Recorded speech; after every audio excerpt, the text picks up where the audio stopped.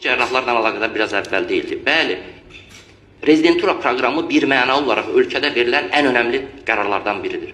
Amma necə ola bilər ki, səbəb nə olursa olsun, bir plastik cərrah 2011-ci ildən əvvəl ümumi cərrahiyyəni qurtarmış bir insan dönüb bugün plastik cərrahiyyədə 5 il fəaliyyət göstərib, ölkənin 2019-cu ildə Nazirlər Kabineti tərəfindən verilmiş ölkədə var olan qərarlar var. O qərarlar göstərir ki, sertifikasiya imtahanından keçməsə belə, bir sahə üzrə 5 il bir xəstəxanada fəaliyyət göstəribsə, o həmin sahə üzrə imtahandan keçərək sertifikasiya alır.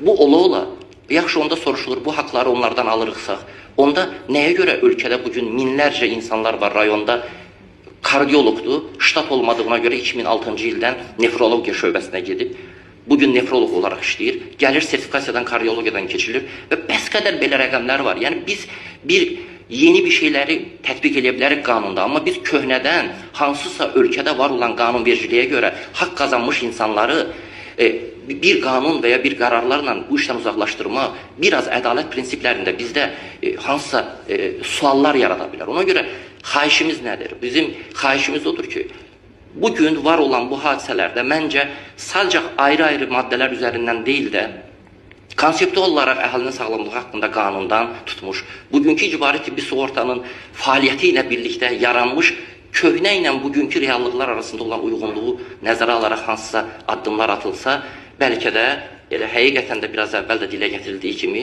ölkədə bəlkə xəyalını qurmaqda çətinlik çəkdiyimiz, bugün gözəl həyata keçirilən səhiyyə islahatlarının daha yüksək səviyyədə həyata keçirilməsinə biz nail ola bilərik.